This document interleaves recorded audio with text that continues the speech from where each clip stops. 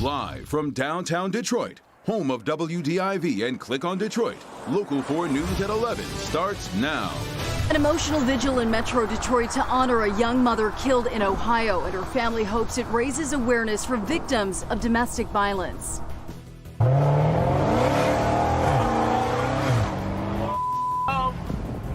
Dangerous stunts right in front of officers. The video that's now being investigated by Detroit police.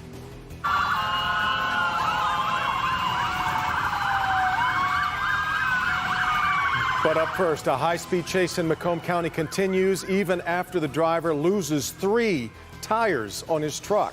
Glad you're with us for Local 4 News at 11. Officers had to be very careful because inside that truck was a 1-year-old child. Fortunately, everybody is okay tonight. That chase started in Sterling Heights and ended in Harrison Township. Tim Pamplin is on the scene with a night cam. This chase coming to a crashing end along North River Road here, where it dead ends at Sunshine Point. The vehicle, the F-350, went plowing through a gate where the driver was promptly taken into custody. It felt like a train coming down the road. It sounded like it too. Take a look at this video.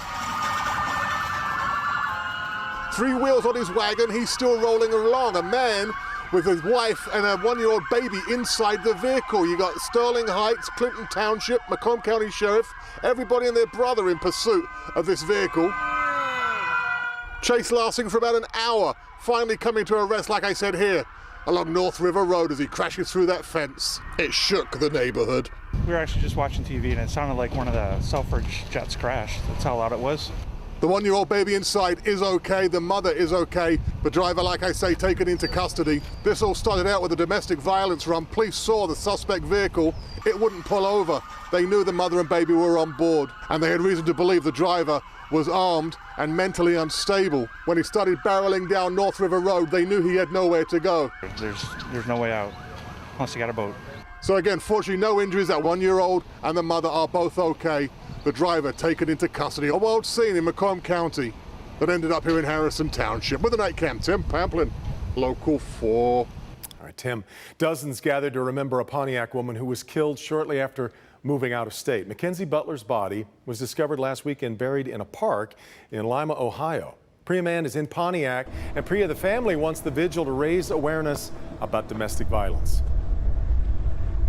Yeah, that's right. This couple was from Pontiac. They moved to Ohio just back in March, and the family says Mackenzie Butler was killed by the man she was in a relationship with.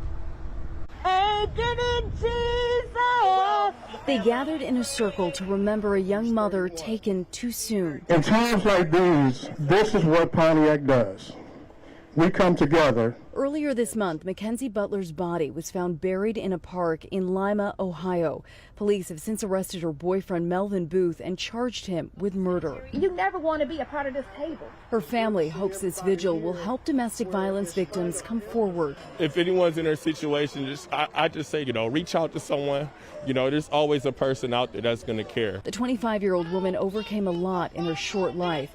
After her mom got sick, Mackenzie lived in 11 foster homes. I'm glad that they were able to put this together for Mackenzie, but I never expected to get the phone call. Mackenzie was 16 when she lived with Donna Wright. She was our daughter. We kept in contact with her. We never let her go because we loved her. She was part of our family. Mackenzie's biological mom was also at the vigil and says she's heartbroken. It's one thing to know if your child died from a disease or diabetes, but another thing when somebody take your life. Her life was taken at such a young age. Mackenzie had her own daughter, Natalie, who's just 4 years old. Many donated money toward a college fund for the little girl.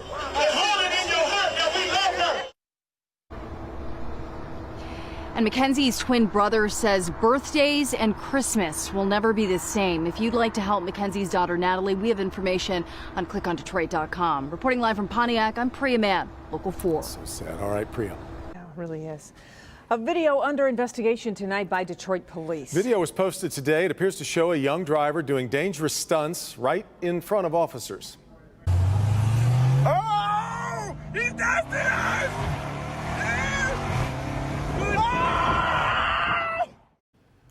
This video is raising a lot of questions. Let's get to Jason Colthorpe with more, and he's been getting reaction from Detroit police. Jason. Oh, I think they were just as taken aback as we were, Devin, when we took this video to them tonight. And if you look behind me here on East Jefferson, you can still see the evidence from whenever this went down, maybe as early as this morning, because the video was posted early Tuesday morning. In a video posted to the Instagram account Detroit Drift City. Yo, this looks pretty dead, I'm not gonna lie. You ready? A young driver approaches what appears to be a Detroit police squad car to have a few words. And then proceeds to do donuts on Jefferson Avenue in front of the Great Lakes Water Authority for 30 seconds. And no action is taken by these officers. Is that good, officer? Later, the edited video shows the three boys in the car chasing after, presumably, the same two squad cars. Forward cops on Jefferson right now. And catching up to them at a light. And again, there's some interaction. Yo, we gotta arrest somebody tonight. And finally, as that light changes to green. I love how I can do the figure eights in this car so easily. Oh! He's nasty! In the neighborhood just around the corner, where some have grown accustomed to the sound of burning rubber, reactions to this video were what you might expect. Whoa. Whoa, so they ain't do nothing, give no ticket or nothing. If it was a black person, they would arrest them on the spot. Could have been a car accident. How silly you acting in front of the police shows your ignorance, and it shows me that the police is not doing their job. Like we say, a lot of questions. We can confirm Detroit police are investigating this. It wants to get to the bottom of this. For starters, what happened after that video ended? Did police take any action there? Were those officers actually racing these kids when that light turned to green at the end? A lot of questions to be shorn up. By the way, I have been emailing back and forth with the manager of that social media account tonight.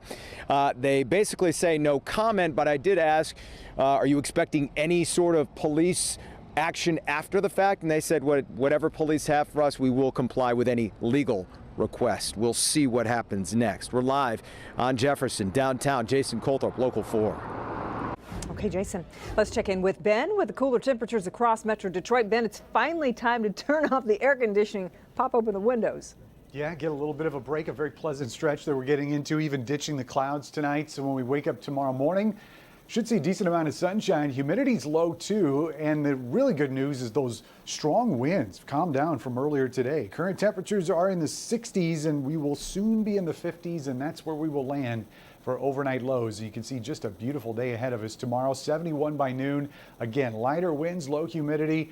How long can this possibly last? Well, with July 4th around the corner, you know it's going to get hot soon. We'll talk more about your weekend numbers in just a few minutes. Guys. Okay, Ben.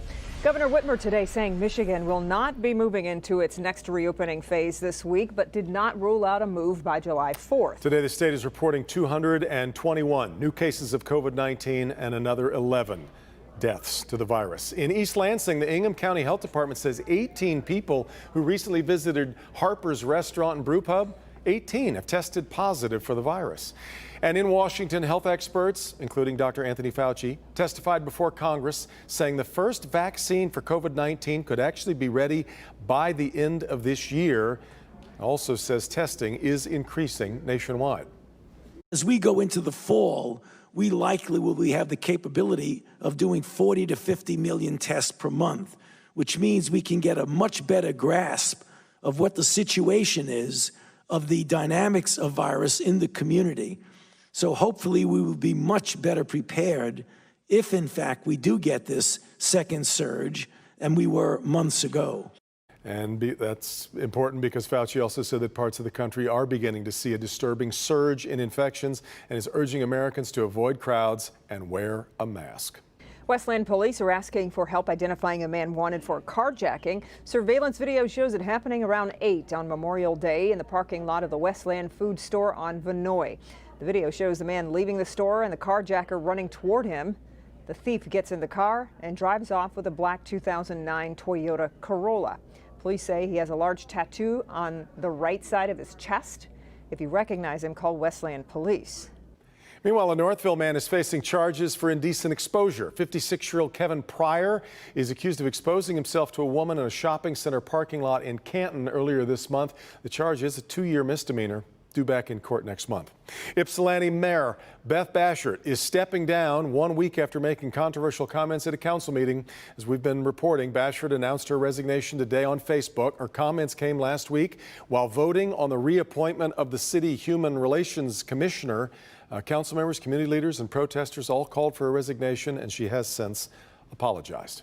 A federal judge is ordering the University of Michigan to stop reaching out to alumni as part of the university's investigation into alleged sexual abuse by a former school doctor. Dozens of men and women have come forward claiming Dr. Robert E. Anderson sexually abused them in his 40 years with the university. Anderson retired back in 2003 and died in 2008. Several of the accusers have filed federal lawsuits against the university. A judge has sided with the attorneys of the victims and says it's wrong for the university to communicate with potential plaintiffs. The ruling comes after U of M asked 300,000 former students to share information that may be helpful in its investigation. Still ahead, a mother speaking out tonight saying someone attacked her 1-year-old son inside a frozen yogurt shop. And I was in shock that she got close, she took off her mask really fast, and she coughed on my son's face. The search underway to find the woman and the charges she faces.